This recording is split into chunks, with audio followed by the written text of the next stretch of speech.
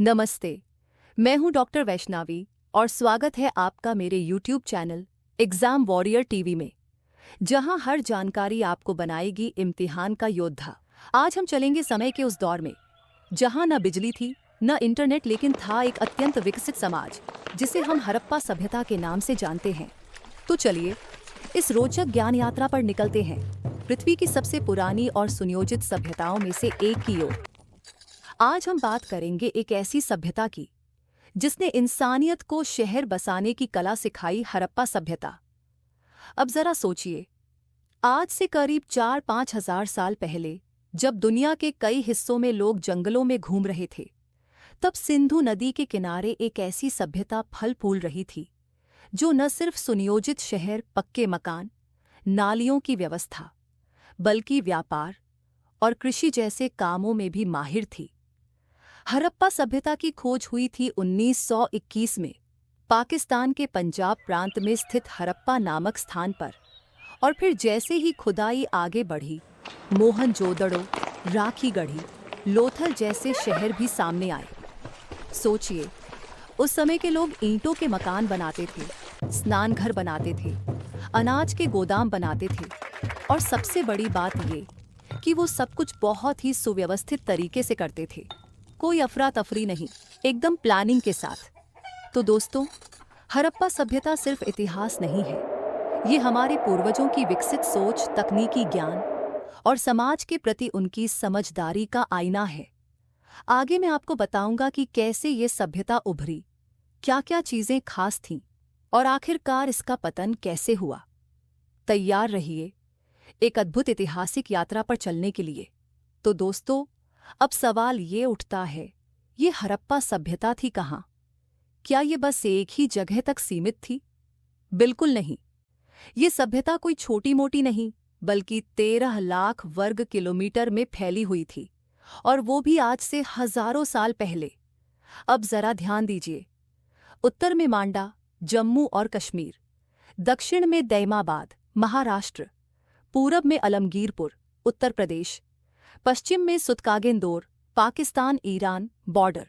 मतलब ये कि हड़प्पा सभ्यता सिर्फ सिंधु नदी तक सीमित नहीं थी, बल्कि आज के भारत, पाकिस्तान और यहाँ तक कि ईरान की सीमाओं तक फैली हुई थी। अब जरा सोचिए, बिना मोबाइल, बिना ट्रेन, बिना गूगल मैप के इन लोगों ने इतनी विशाल सभ्यता फैला ली थी, और वो भी इस तरह से कि हर शहर किसी न किसी से जुड़ा हुआ था। हर जगह कुछ अलग मिला, लेकिन सब एक ही सभ्यता की कहानी सुना रहे थे। एक जुड़ी हुई सोच, एक सांस्कृतिक लहर जो पूरे उत्तर पश्चिम भारत में बह रही थी। दोस्तों, अब सवाल ये आता है कि हड़प्पा सभ्यता कब थी? मतलब ये शानदार सभ्यता कब शुरू हुई, कितने समय तक रही और कब खत्म हो गई? इतिहासकारों और पुरातत्वविदों ने रेडियो कार्बन डेटिंग, खुदाई में मिले बर्तनों, औजारों और बाकी चीजों के आधार पर इसका समय निर्धारित किया है। हड़प्पा सभ्यता का कालखंड लगभग 2500 ईसा पूर्व से 1900 ईसा पूर्व तक, लेकिन पूरा समय एक जैसा नहीं था। इस सभ्यता को आमतौर पर 3 मुख्य कालों में बांटा गया है। चलिए एक एक करके देखते हैं।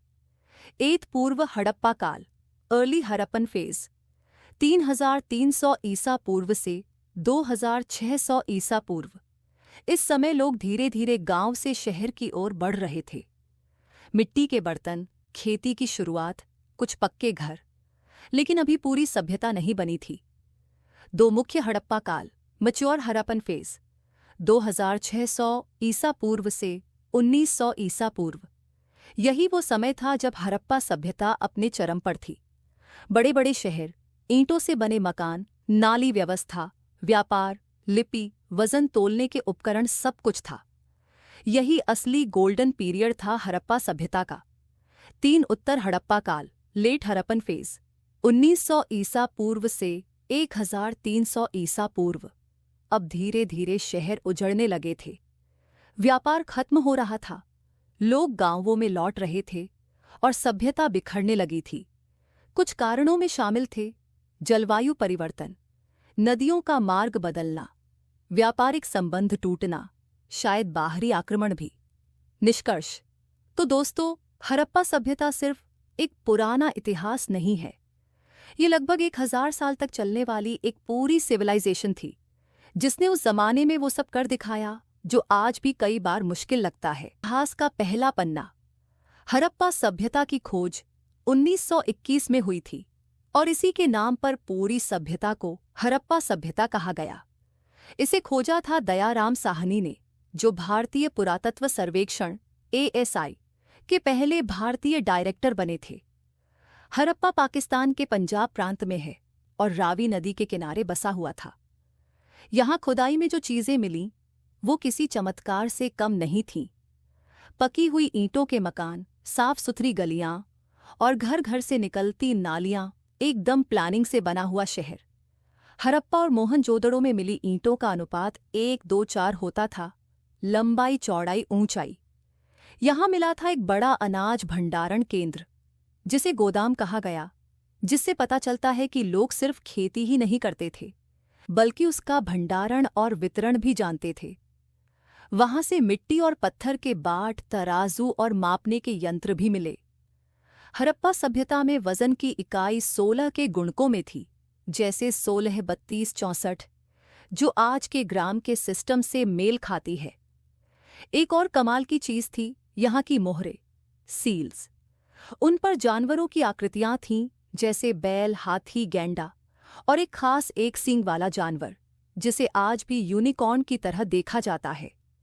हड़प्पा की सबसे ज्यादा पाई जाने वाली मोहर पर एक सींग वाला बैल, यूनिकॉर्न बुल, बना होता है।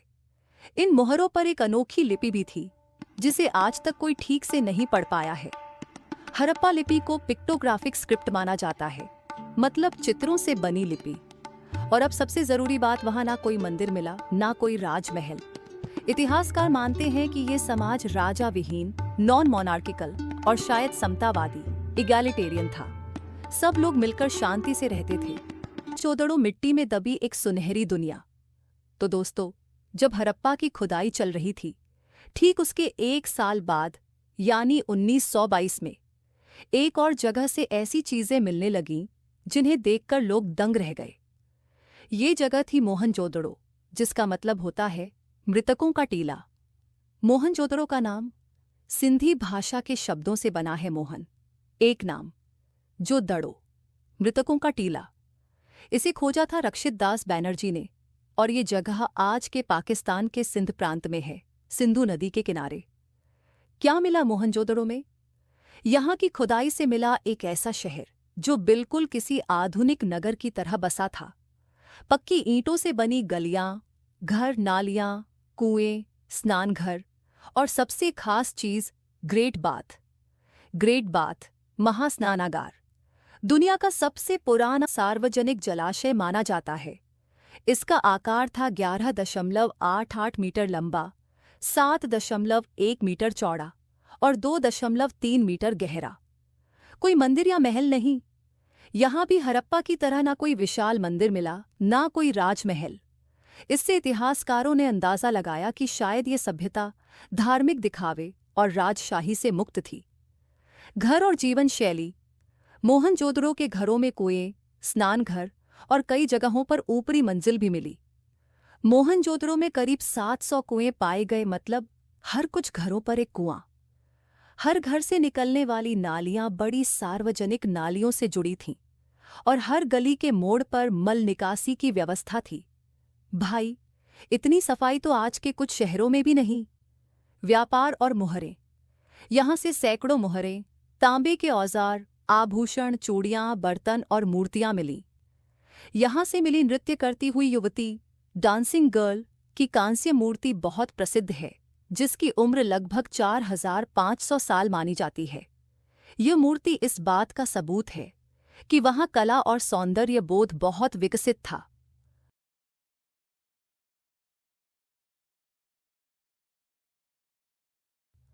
पतन के संकेत। मोहनजोदड़ो की ऊपरी परतों में जले हुए मकान, टूटी हुई दीवारें और असामान्य कंकाल मिले हैं।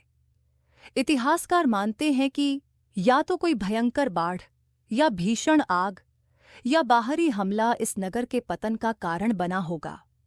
कालीबंगा जहां हल्की पहली लकीरें खिंची थीं, तो दोस्तों, जब हड़प्पा और मोहनजोदड़ो जैसे बड़े शहर खुदाई में सामने आए तो भारत की जमीन भी पीछे नहीं रही। 1553 में राजस्थान के हनुमानगढ़ जिले में एक जगह से खुदाई शुरू हुई। नाम था कालीबंगा, जिसका मतलब होता है काली चूड़ियां। कालीबंगा शब्द बना है काली ब्लैक, बंगा चूड़ियां, क्योंकि यहां खुदाई में काली रंग की चूड़ियां बड़ी संख्या में मिली थीं। इसकी खोज की थी बी लाल और बी के ठाकुर ने।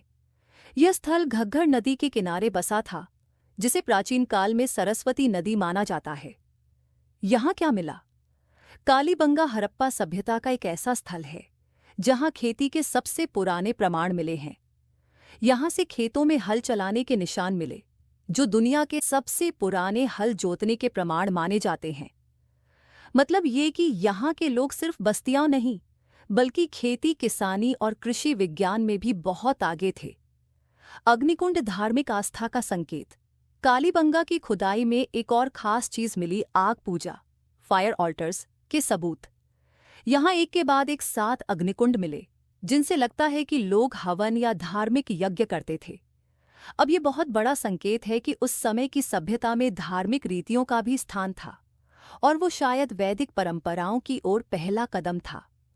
यहाँ भी घर पक्की ईंटों से बने थे, नालियों की व्यवस्था थी, लेकिन मोहनजोदड़ो या हड़प्पा जितनी विकसित नहीं, शायद इसलिए क्योंकि ये एक छोटा नगर था। यहाँ गेहूं, जौ, तिल और चने के अवशेष मिले हैं। यहाँ के खेतों में दोहरी फसल प्रणाली, डबल क्रॉपिंग के संकेत भी मिले हैं, यानी एक ही जमीन पर साल में 2 बार फसल ली जाती थी। कालीबंगा की ऊपरी परत में एकदम सन्नाटा मिला, जैसे लोग अचानक सब कुछ छोड़कर चले गए हों। ना युद्ध, ना आग, ना बाढ़, बस शांति से खाली हो गया शहर। इतिहासकार मानते हैं कि शायद नदी सूख गई, जिससे कृषि असंभव हो गई और लोग दूसरी जगहों की ओर चले गए। दोहरी फसल प्रणाली। लोथल हड़प्पा सभ्यता का बंदरगाह नगरी। तो दोस्तों, जब हम ये सोचते हैं कि 4000 साल पहले कोई समुद्री व्यापार करता था, तो लगता है सपना होगा। लेकिन लोथल की खुदाई ने यह साबित कर दिया कि हमारे पूर्वज सिर्फ तपकोर किसान नहीं, व्यापारी भी थे। लोथल का मतलब होता है मृतकों का टिल्ला। गुजराती में लोथ मृतक, अत्थल जगह। यह जगह गुजरात के भाल क्षेत्र, भावनगर जिले में है और खोज हुई थी 1954 में, जब पुरातत्वविद एसकाओ आर राव वहां खुदाई कर रहे थे। सबसे पहली बात, डॉकयार्ड की खोज। लोथल की सबसे बड़ी पहचान है इसका डॉकयार्ड, बंदरगाह। लोथल में मिला डॉकयार्ड दुनिया का सबसे पुराना कृत्रिम बंदरगाह, आर्टिफिशियल डॉक माना जाता है।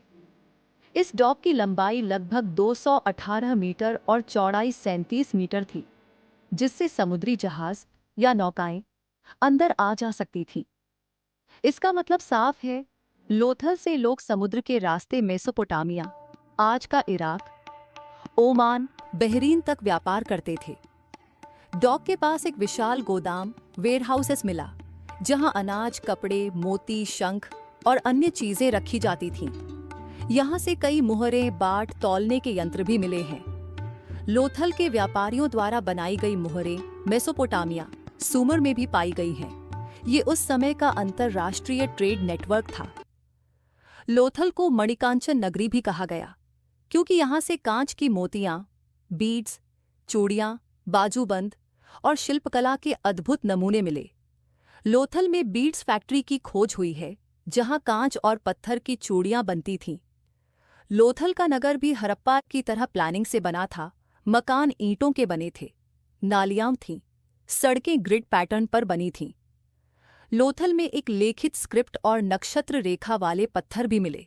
कुछ इतिहासकार मानते हैं कि यहाँ प्राचीन ज्योतिष और खगोल विज्ञान का प्रारंभिक ज्ञान था।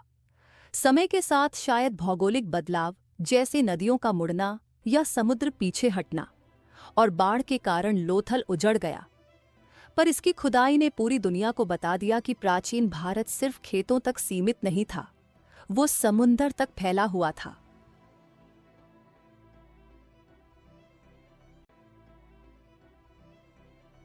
अब हम आ पहुंचे हैं हड़प्पा सभ्यता के सबसे अनोखे और भव्य स्थल की ओर, जहां शहर की प्लानिंग देखकर आज के इंजीनियर भी हैरान रह जाएं। नाम है धोलावीरा। धोलावीरा रेगिस्तान में बसा एक चमत्कारी शहर। तो दोस्तों, जरा सोचो, एक ऐसा शहर जो कच्छ के रेगिस्तान में बसा था, जहां ना बड़ी नदियां थीं, ना हरियाली, फिर भी वो इतना विकसित था कि वहां सड़कें, जल संग्रहण टैंक और पानी की निकासी की आधुनिक व्यवस्था थी। ये था धोलावीरा, जो आज के गुजरात के कच्छ जिले में है। धोलावीरा को हड़प्पा सभ्यता का सबसे योजनाबद्ध नगर कहा जाता है। धोलावीरा की खोज 1990 में हुई थी और इसे खोजा था भारतीय पुरातत्वविद जेपी जोशी ने। ये स्थल रण ऑफ कच्छ के पास खड़ीर द्वीप पर स्थित है। यह स्थल लगभग 120 हेक्टेयर क्षेत्र में फैला हुआ है और इसे यूनेस्को वर्ल्ड हेरिटेज साइट का दर्जा भी मिल चुका है।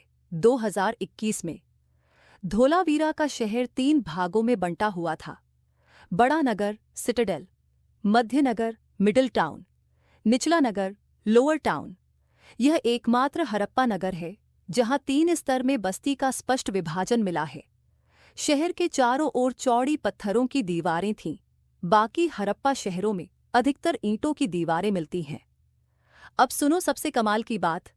रेगिस्तान में होने के बावजूद यहाँ जल संग्रहण की शानदार व्यवस्था थी। यहाँ बड़े बड़े टैंक, तालाब और जल निकासी की सुरंगें थीं। धोलावीरा में 16 जलाशय रिजर्वायर्स मिले हैं, जो चट्टानों को काटकर बनाए गए थे। ये साबित करता है कि वो लोग बारिश का पानी इकट्ठा करके साल भर उपयोग करते थे। धोलावीरा से एक बहुत ही खास चीज मिली, एक विशाल लेख जो पत्थरों पर लिखा गया था। अब तक की सबसे लंबी हड़प्पा लिपि यहीं से मिली है। हालांकि लिपि आज भी अपठनीय है, लेकिन इससे ये पता चलता है कि यहाँ के लोग सूचना और संचार के लिए लेखन का खूब उपयोग करते थे। धोलावीरा की गलियां चौड़ी थीं और मकान पत्थरों से बने थे। यहाँ से बर्तन, तांबे के औजार, चूड़ियां, आभूषण और विदेशी सामग्री भी मिली। यहाँ से कांस्य की वस्तुएं, कांच के मनके और शंखों के गहने मिले, जिससे पता चलता है कि यहाँ समुद्री व्यापार भी होता था। अब चलो देखते हैं उस दौर में लोग कैसे रहते थे, किस तरह के कपड़े पहनते थे, समाज कैसा था और कौन ऊंच नीच करता था या नहीं करता था। समाज का ढांचा कैसा था। सिंधु सभ्यता में कोई स्पष्ट वर्ग भेद, कास्ट सिस्टम नहीं मिला है। यहाँ ना तो किसी राजा की बड़ी मूर्ति मिली, ना ही कोई महल। इससे माना जाता है कि वहाँ का समाज समतावादी, इगैलिटेरियन था। लोगों के घरों में समानता दिखती है, कुछ छोटे बड़े फर्क हो सकते हैं, लेकिन कोई भव्य महल जैसा कुछ नहीं। किसान, व्यापारी, कारीगर और शिल्पकार सबकी बराबर भागीदारी रही होगी। कुछ लोग व्यापार करते थे, कुछ कला कौशल में माहिर थे, तो कुछ कृषि और पशुपालन से जुड़े थे। पुरुष आमतौर पर धोती या लुंगी जैसी वस्त्र पहनते थे और ऊपरी भाग नग्न रहता था या शाल जैसी चीज ओढ़ते थे। महिलाएं चुस्त और ढीले वस्त्र, आभूषण और चूड़ियां पहनती थीं। नृत्य करती युवती की कांस्य मूर्ति में एक लड़की को केवल बाजूबंद और गहनों के साथ दिखाया गया है। यहाँ से सोने, चांदी, तांबे, मनकों, शंख और कांच से बने गहने मिले हैं। मतलब लोग फैशन और सौंदर्य बोध में भी काफी आगे थे। घर अक्सर 2 से 3 कमरों के होते थे। कई घरों में कुएं और स्नानघर थे। इससे लगता है कि लोग अपने परिवार की सुविधा और स्वच्छता का ध्यान रखते थे। संयुक्त परिवार की संभावना हो सकती है, लेकिन इसका सीधा प्रमाण नहीं है।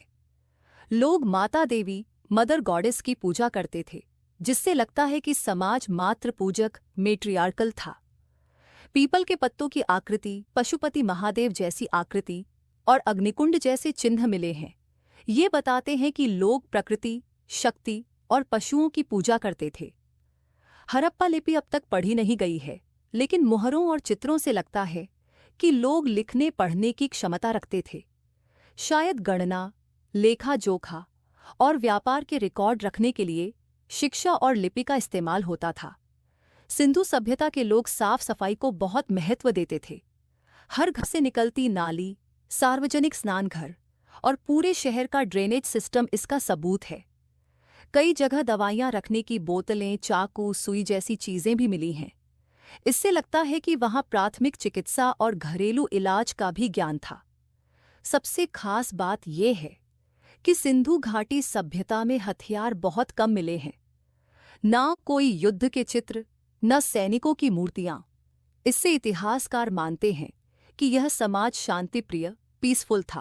दोस्तों, जब हम कोई भी सभ्यता पढ़ते हैं तो सबसे बड़ा सवाल आता है, वहां कौन राज करता था? क्या राजा होते थे, सैनिक होते थे, या कोई संसद जैसी चीज थी? अब सोचो, हरप्पा, मोहनजोदड़ो, धोलावीरा जैसे बड़े बड़े शहर खुदाई में मिले, लेकिन अब तक कहीं भी किसी राजा की मूर्ति, महल या सिंहासन जैसा कुछ नहीं मिला है। सिंधु घाटी सभ्यता से ना तो कोई राजमहल, न राजा की मूर्ति और ना ही कोई युद्ध की दीवार मिली है। क्या राजा थे? कोई साफ प्रमाण नहीं है।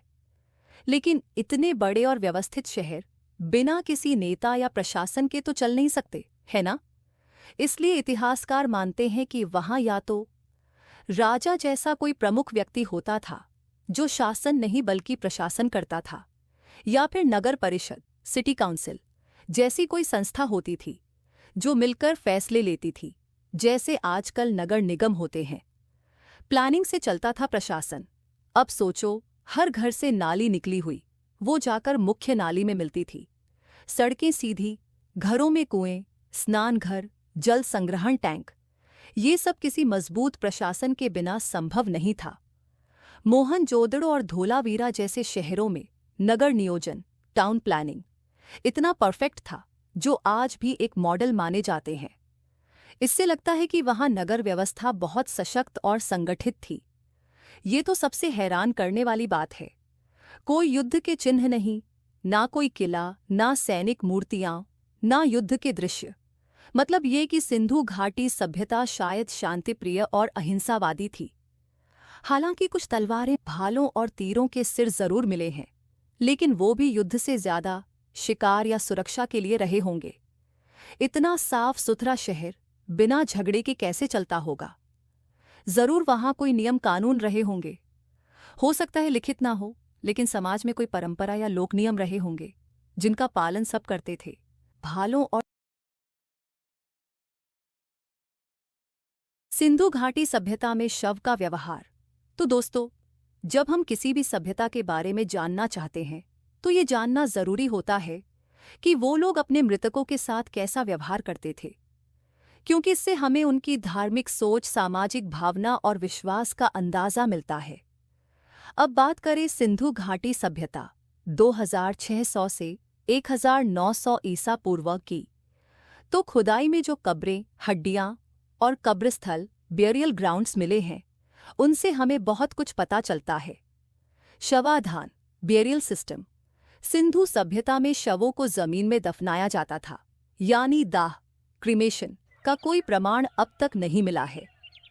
यह प्रक्रिया कहलाती है शवाधान या भूसमाधि, इनह्यूमेशन बेरियल। मतलब शव को जमीन में समर्पित करना। किस प्रकार की कब्रें मिलती हैं? अब खुदाई में मुख्य रूप से 3 प्रकार की कब्रें मिली हैं। एक, सामान्य कब्र, सिंपल बेरियल। शव को सीधा लिटाकर मिट्टी में दफनाया गया। साथ में कुछ बर्तन, गहने, तांबे के औजार भी मिले। 2, द्वितीयक शवाधान, सेकेंडरी बेरियल। शव पूरी तरह सड़ चुका था, सिर्फ हड्डियां इकट्ठी करके अलग से दफनाई गईं। 3, प्रतीकात्मक कब्र, सिंबॉलिक बेरियल। जी के फैक्ट, कई जगह ऐसी कब्रें मिली जहां शव मौजूद नहीं था, लेकिन सामान मौजूद था। ऐसे में माना जाता है कि शायद ये सांकेतिक दफन था, शव कहीं और, पर सम्मान यहाँ। कब्रों में सामान क्यों रखा जाता था? हरप्पा, लोथल, कालीबंगा जैसी जगहों पर बर्तन, तांबे के औजार, मन के आभूषण शवों के साथ रखे गए हैं। इससे लगता है कि लोग मानते थे मरने के बाद भी आत्मा को जरूरतें होंगी, इसलिए मृत व्यक्ति के साथ उसके उपयोगी सामान भी दफनाए जाते थे। यह दिखाता है कि उस समय के लोग पुनर्जन्म या परलोक में विश्वास रखते थे। सिंधु घाटी सभ्यता का आर्थिक जीवन और व्यापार। तो दोस्तों जरा सोचो, आज से 4000 साल पहले जब लोग जंगलों में घूम रहे थे, तब सिंधु घाटी के लोग व्यापार, कृषि और उद्योग से अपनी कमाई कर रहे थे। मतलब साफ है, हड़प्पा सभ्यता सिर्फ ईंट पत्थर की नहीं थी, बल्कि एक मजबूत अर्थव्यवस्था वाली समाज थी। कृषि जीवन की रीढ़। सिंधु घाटी के लोग कृषि पर आधारित जीवन जीते थे। यहां से मिली चीजों से पता चलता है कि वो लोग उगाते थे गेहूं, जौ, चना, तिल, सरसों और धान। रंगपुर से चावल के प्रमाण मिले। उन्होंने बैल की मदद से हल चलाना भी सीखा। कालीबंगा से हल के निशान मिले हैं। पशुपालन। लोग गाय, बैल, भेड़, बकरी, सुअर, कुत्ते और शायद हाथी व ऊंट भी पालते थे। खुदाई में भैंस और रथ से जुड़े चित्र भी मिले हैं। उद्योग और कारीगरी। हड़प्पा सभ्यता के लोग बेहतरीन शिल्पकार थे। उनके प्रमुख उद्योग थे मनके और आभूषण बनाना, लोथल, चन्हुदड़ों में बीड्स फैक्ट्री, मिट्टी के बर्तन बनाना, चूड़ियां और मूर्तियां बनाना, धातु से औजार और हथियार तैयार करना, कपड़े बुनना और रंगना। मोहनजोदड़ो से मिला कपास, कॉटन का प्रमाण। इसे दुनिया की सबसे पुरानी कपास उत्पादक सभ्यता माना जाता है। विनिमय प्रणाली, बार्टर सिस्टम। उस समय सिक्कों का प्रचलन नहीं था, इसलिए लोग आपस में वस्तु विनिमय, बार्टर करते थे। मसलन गेहूं देकर बर्तन या तांबा देकर गहने। लेकिन तौलने के बाट और मापने के पत्थर जरूर मिले हैं, जिससे पता चलता है कि लेन देन एकदम नाप तौल के साथ होता था। आंतरिक और बाहरी व्यापार। आंतरिक व्यापार। हड़प्पा, मोहनजोदड़ो, लोथल, धोलावीरा जैसे शहरों के बीच अनाज, आभूषण, मिट्टी के बर्तन, तांबा, पत्थर का आदान प्रदान होता था। बाहरी व्यापार। लोथल और बालाकोट जैसे बंदरगाहों से सिंधु सभ्यता का व्यापार मेसोपोटामिया, इराक, ओमान, बहरीन जैसे देशों से होता था। मेसोपोटामिया में हड़प्पा की मुहरें, सील्स मिली हैं, जो इस बात का सबूत है कि भारत का समुद्री व्यापार 4000 साल पहले भी था। व्यापारिक वस्तुएं। हड़प्पा के व्यापारी दुनिया को ये चीजें निर्यात करते थे। मनके और आभूषण, कपास, हाथी दांत, तांबे और कांसे के औजार, मिट्टी के बर्तन, शंख और पत्थर की कलाकृतियां। अब बात करते हैं सिंधु घाटी सभ्यता की दो बहुत ही खास चीजों की, जिन्होंने उस समय के व्यापार, प्रशासन और पहचान को समझने में बहुत बड़ी भूमिका निभाई। एत, मुहर, सील्स। हड़प्पा की पहचान। पत्र। भाई जरा सोचो, आज हमारे पास Aadhaar card, ATM card, QR code होता है, लेकिन हड़प्पा के समय लोगों के पास होता था मुहर। ये मुहरें क्या होती थीं? पत्थरियों, स्टेटाइट स्टोन, टेराकोटा, तांबे या कांच जैसी चीजों से बनी होती थीं। इन पर खुदे होते थे जानवरों की आकृति, जैसे बैल, हाथी, बाघ, गैंडा। सिंधु लिपि में लिखे कुछ चिन्ह, कभी कभी मानव जैसी आकृति। सबसे प्रसिद्ध मुहर है एक सींग वाला बैल, यूनिकॉर्न सील। एक और खास पशुपति महादेव वाली मुहर, जिसमें एक व्यक्ति ध्यान मुद्रा में बैठा है और चारों ओर जानवर हैं। मुहर का इस्तेमाल कहाँ होता था? व्यापार के लिए। सामानों पर मुहर लगाई जाती थी ताकि माल किसका है ये पता चले।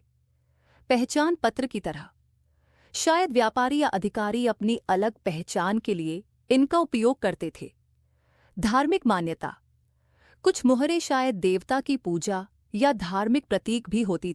अब सुनो, हड़प्पा के लोग बड़े ईमानदार व्यापारी थे, इसलिए उनके पास था सटीक मापन का सिस्टम। बाट किस चीज के बने होते थे? काले पत्थर, चर्ट या सैंडस्टोन से बने होते थे। एकदम सटीक वजन वाले, जैसे 5 ग्राम, 10 ग्राम, 20 ग्राम। कुछ बाट तो मिलीमीटर के स्तर तक सटीक पाए गए हैं। सबसे ज्यादा बाट मिले हैं लोथल और मोहनजोदड़ो से। माप किस लिए होते थे?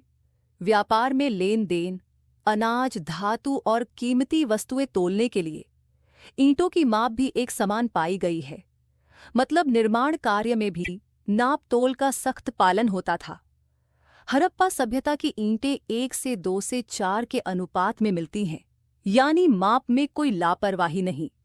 किसी सभ्यता के बारे में पढ़ते हैं तो सबसे बड़ी चीज होती है उसकी लिपि यानी लेखन प्रणाली, क्योंकि लिपि से हमें मिलता है सीधा सबूत लोग क्या सोचते थे, क्या लिखते थे, कैसे रिकॉर्ड रखते थे।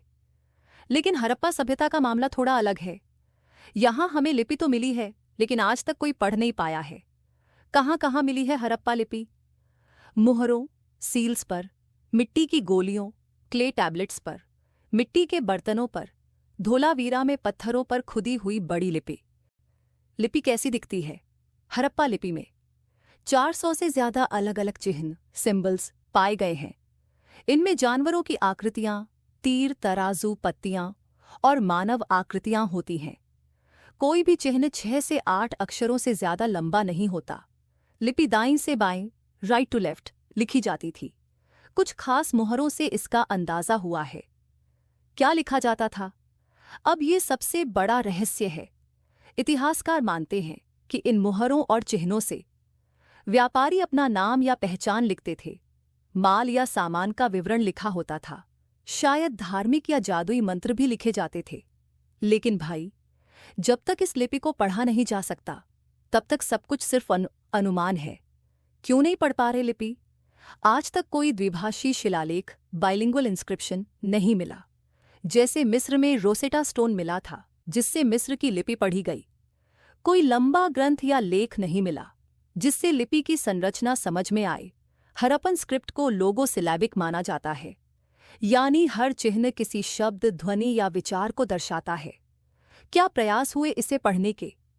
कई विद्वानों ने इसे संस्कृत, द्रविड़, ऑस्ट्रो एशियाटिक या तिब्बती भाषाओं से जोड़ने की कोशिश की, लेकिन अब तक कोई भी सिद्धांत 100% साबित नहीं हुआ जिससे मिस्र की लिपि पढ़ी गई। अब पेश है सिंधु घाटी सभ्यता, हड़प्पन सिविलाइजेशन का एकदम फाइनल निष्कर्ष, फाइनल कंक्लूजन, ताकि पूरी जानकारी एक जगह एकदम साफ और यादगार तरीके से मिल जाए। सिंधु घाटी सभ्यता एक गौरवशाली और रहस्यमयी विरासत का निष्कर्ष। दोस्तों, सिंधु घाटी सभ्यता कोई साधारण इतिहास नहीं है। ये थी दुनिया की सबसे प्राचीन और विकसित शहरी सभ्यताओं में से एक, जो आज से करीब 4500 साल पहले 2600 से 1900 ईसा पूर्व अपने चरम पर थी। क्या क्या खास बातें थीं? शहर नियोजन इतना जबरदस्त कि आज भी इंजीनियरिंग के लिए मॉडल माना जाता है। ड्रेनेज सिस्टम, स्नानघर और पक्की सड़कें दिखाती हैं इनकी तकनीकी समझ। कृषि, व्यापार और कारीगरी में ये लोग बहुत आगे थे। धार्मिक विश्वास, शवाधान और मुहरों से इनकी सोच और परंपराएं झलकती हैं। और सबसे खास बात सिंधु लिपि, जो आज भी एक रहस्य बनी हुई है। समाज कैसा था? बिना किसी राजा, युद्ध या भेदभाव के हड़प्पा सभ्यता ने शांति, समानता और संगठन का ऐसा उदाहरण रखा जो आज की दुनिया के लिए भी प्रेरणा है। क्यों पतन हुआ?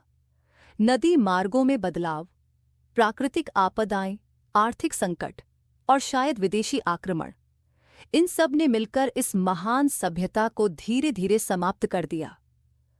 हड़प्पा सभ्यता इतिहास नहीं, भविष्य की सीख है, जहां बिना हथियारों के एक समृद्ध, संगठित और समझदार समाज ने सदियों तक दुनिया को चौंकाया।